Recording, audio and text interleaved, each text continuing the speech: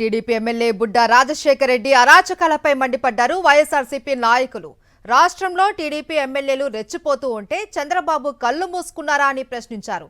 బుడ్డా రాజశేఖర్ రెడ్డిపై వెంటనే SC ST atrocity case నమోదు చేసి పార్టీ నుంచి సస్పెండ్ చేయాలి అని డిమాండ్ చేశారు.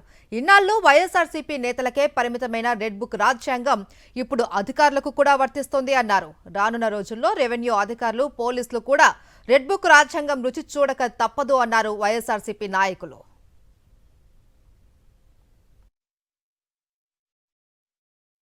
ఈ యొక్క వైఎస్ఆర్ పార్టీ నాయకుల మీదనే రెడ్ బుక్ రాజ్యాంగం అమలు చేస్తున్నారు అని అనుకునే వాళ్ళం.